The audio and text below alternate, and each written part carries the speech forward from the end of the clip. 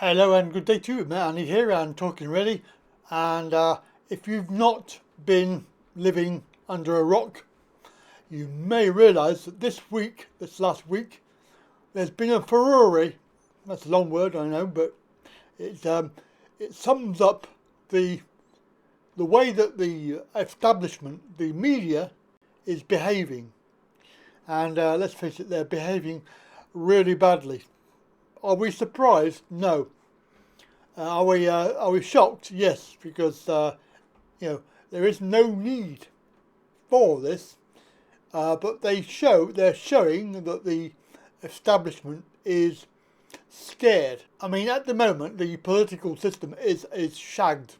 It's a one-horse race, and you either get Labour or you get Tories, and they're both the same. You cannot argue with that basic fact that if you're going to vote for Tories, you're going to get Labour. If you're going to vote Labour, you're going to get Tories. And they both have basically no policies that are good for you. And I'm including everybody here, not just disabled people, because we know what they're like, we know what they're doing, and certainly Tories would be worse than Labour as far as carrying on with the persecution. However, neither party are any good for anybody in the world. They are just abysmal. There is no choice. Well, there is a choice. There is a choice. You have a choice now. I know that there will be many people out there going, oh God, I hate him. I think he's an idiot. I think he's racist. I think he's this, that and the other. Hang on. No. Wait. You did this with Corbyn. Remember him? And the hate and everything, really, Corbyn's policies and all of that were brilliant.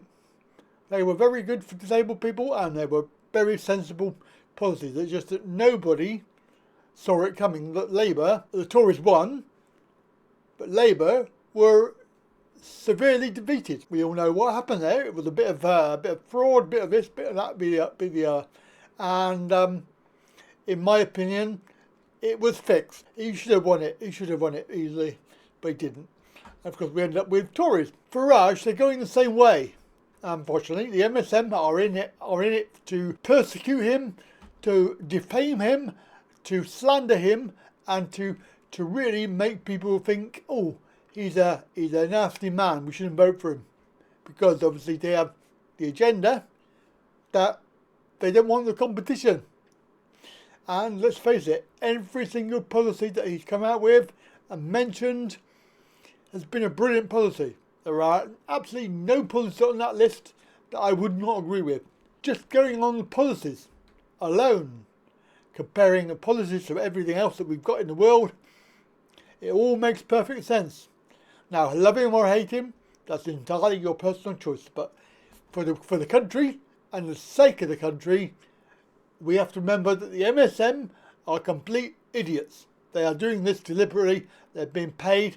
And of course, the big story this week has been that they had this problem. Let Nigel himself tell you what happened this week. Nigel Farage has responded to undercover footage filmed by Channel 4 News showing people connected to the Reform Party making racist and homophobic comments.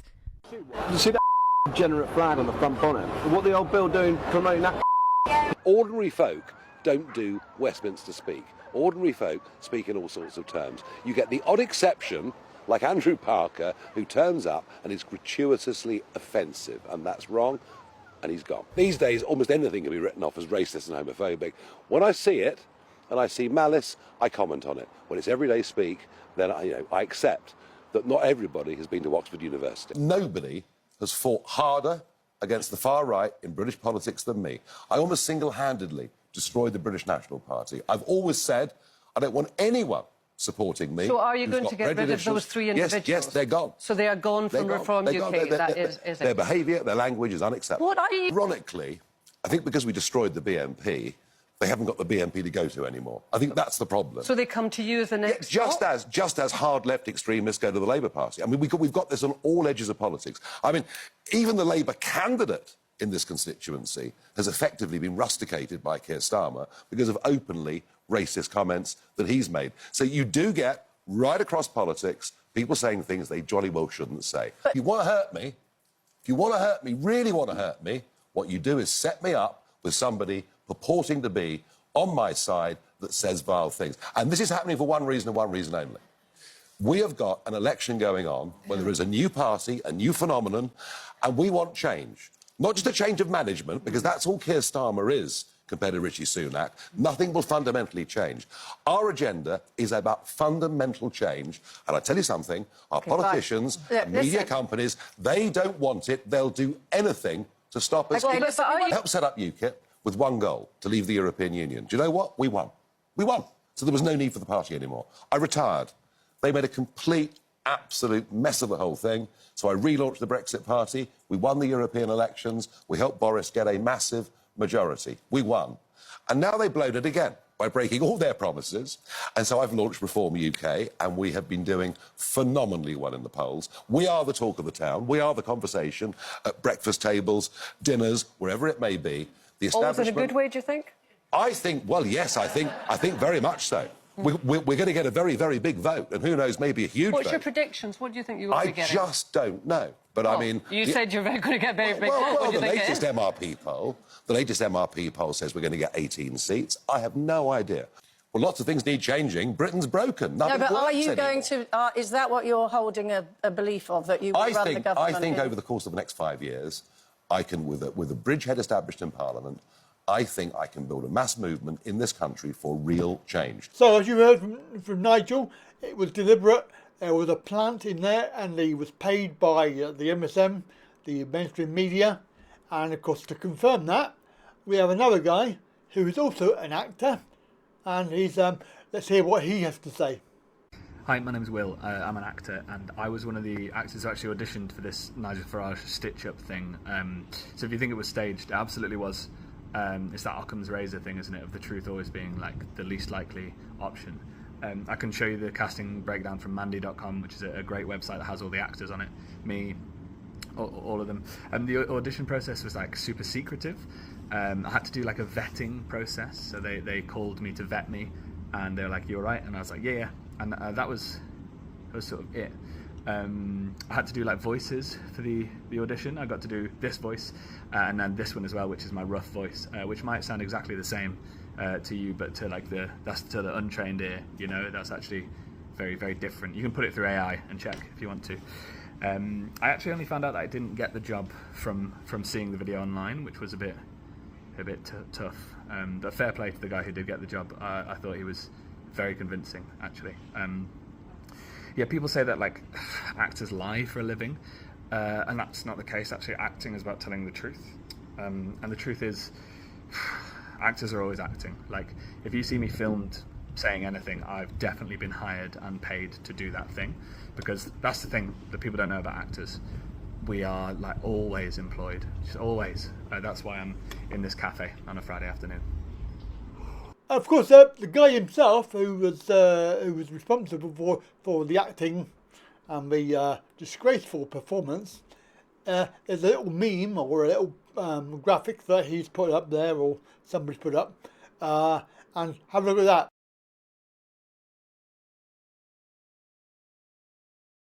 So obviously he allegedly regrets doing it, but whether he does or not, I don't know, because he probably got paid really well. What the men are doing is utterly dishonest. It is election interference on a level that is extraordinary. But folks, it happened before. In 1924, 100 years ago, just 4 days before the October general election, the Daily Mail published something called the Zinoviev letter. And it purported to come from Bolshevik sources close to the Kremlin to say a deal with the Labour Party had been done that basically would foment revolution in the United Kingdom. The public believed it. And the Labour government, facing its second election of that year, went down to a huge landslide defeat. It later turned out that the Zinoviev letter was a forgery. It is the most disgraceful and dishonest political and journalistic act of the entire 20th century. And now the Daily Mail, 100 years on, are trying to do the same again. They're trying to stop Reform UK breaking through in big numbers into the British Parliament to give proper opposition to Keir Starmer, who's virtually certain of being Prime Minister. My advice to you is don't fall for it. I'm telling you, my prediction about what would happen in Ukraine regrettably turned out to be true. Don't buy the lies coming out from a Daily Mail. Now, the other issue is that in the BBC, we have the problem with the BBC because they are just as bad. Did the BBC pay this young man to disagree with every statement Nigel Farage came out with in the live TV debate on the BBC the other day? Everybody knows the BBC are very pro-Labour. And on the live TV debate, this young man here got more TV airtime than any of the MPs involved. Every time Nigel Farage was allowed to talk and allowed to push his policies, the camera instantly turned and zoomed in on this young man's face, showing him shaking his head, disagreeing, looks of bewilderment completely on his face, as though it was on purpose. He was even placed on the very first row, 3 seats away from the cameraman. Why would the cameras make a point of zooming in on this man's face every time Nigel Farage spoke, unless he was a paid plant? The only time you saw him in agreement was when Nigel Arena, the deputy leader of the Labour Party, made a statement. Every other time they zoomed in on him when Nigel Farage was talking and he's like this, no, for being looking in disagreement. He was definitely a paid plant. This was supposed to be an MP's debate for us to make our choices for the general election, not for the BBC to push Labour policies and try to make out that Nigel Farage and Reform UK are wrong. Even when Nigel said we need to stop looking at people as though they're black, instantly zoomed in on this man's face and he was shaking his head. But when Nigel continued that statement and said we need to stop looking at people as colour, we need to look at them all the same, they never looked in the direction of the audience whatsoever. All they're trying to do is make out that the Reform UK are racist, and they're not. Have you seen their list of MPs? They come from every single background. I'd love the BBC to come out and prove that they did not pay this man to be literally sat there just to make Nigel look bad. I mean, they are MSM and they have an agenda, as they do with everything that they do. So planting people in there, paid people, we don't know for sure if he was paid. However, it's more than likely, and there is an agenda, obviously, to defame, slander, and make people think that Farage is a bad man. When quite clearly there is history. Yes, there is. But then we have to remember that there's history with everybody in politics. You know, we can argue about Brexit till the cows come home. We're basically still in, regardless of what he said or what anybody else says. We are basically in, and I don't know that well. We're still abiding by EU regulations that are coming in, 7th of July, and that's another story. However, it's a story that's going to be very, very important because it actually demonstrates the whole process that we're in at the moment, which is going to the global government and the idea of control. And I'll tell you more about that in the other video. However, you know, we're not out of the EU as Nigel sort of implied that we would be, because we've not been allowed to leave, right? We're not allowed to leave because it's not part of the plan. So regardless of him being good or bad, he hasn't really succeeded in what he did anyway. We all have our own opinions. We can all love him or hate him. I think that he should be given a chance. And if you're going to vote for anybody, then just vote for Reform. And then we can find out for sure if this system is real or not. I know, unfortunately, he does say in a video that they're not going to win. What we also know is the election is over. It's done. Labour have won the election. There is a contest. There is a big MRP poll coming out on Sky News at 5 o'clock that will confirm all the things that we've seen before. Whether the Conservatives get 80 seats or 150 seats is now almost irrelevant. Starmer has won this election. And that's my fear. Nothing will change. Maybe things will get ever so slightly worse. Now, I stood here a week ago and I said, look, hands up. I've been nonplussed by Rishi calling a short-term election. Doesn't give me the time to fight a constituency. Doesn't give me the time to build up data. I thought the rational thing to do was not to stand, but to do my bit, as I put it, supporting the country around the party. And for the last week, that is what I've been doing. I've been travelling all around the country. I've had the honour of appearing with Piers Morgan on Question Time, amongst other things. I've been to Dover to talk about the migrant crisis that I alone predicted 4.5 years ago. But more importantly, I've been out on the streets, meeting an awful lot of people. And interestingly, a lot of young people. And I'll tell you this, and you won't have got this yet, and the pollsters won't yet have picked this up, but I promise you, after 30 years of experience in this game, something is happening out there. There is a rejection of the political class going on in this country in a way that has not been seen in modern times.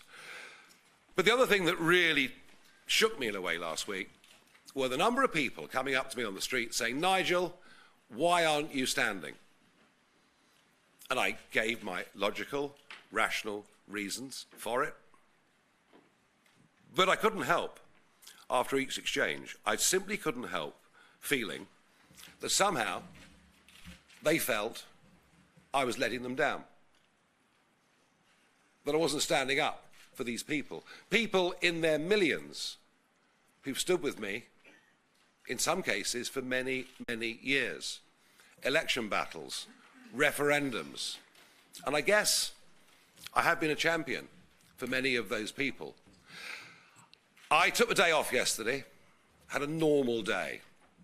Walked the dogs, did a bit of fishing, popped into the pub, you know, a normal sort of day, which gave me time to think and reflect. Now, they have better chance of getting votes than anybody else in the running. So if you are going to vote for Greens or any of the other ones, Lib Dems or any of the other smaller parties, don't bother, because they're not going to win. They're going to get very few votes and very few seats as well. And vote for reform, and I'm saying that categorically because I think that they have the opposition, and whilst they may not get into power, I wish they would, because I think that he could do a good job and this country would be returned to basically sensible living, sensible policies, and he will get rid of all the crap that's coming in. Now, obviously, bear in mind that he probably will not be allowed because the globalists have extreme power. They are in charge.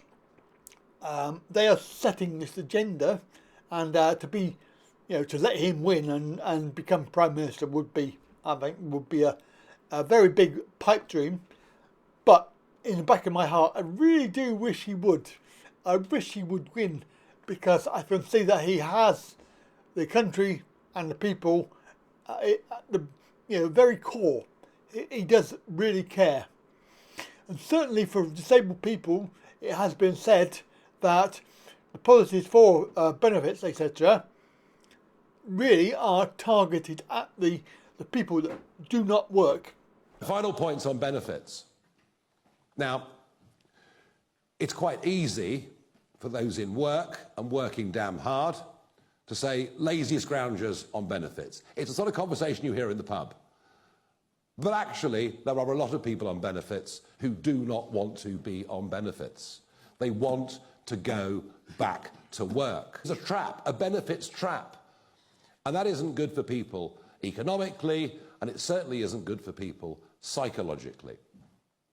And that is where raising the level at which we start paying tax to £20,000 a year really, really matters. And of course, for those on benefits who see it as a holiday, quite extraordinary, isn't it, that you could have an online consultation and be signed off on the sick with depression. And that, by the way, I'm not knocking those that genuinely have mental health issues. Of course I'm not. But what I am saying, it's ludicrous that that can happen with an online consultation.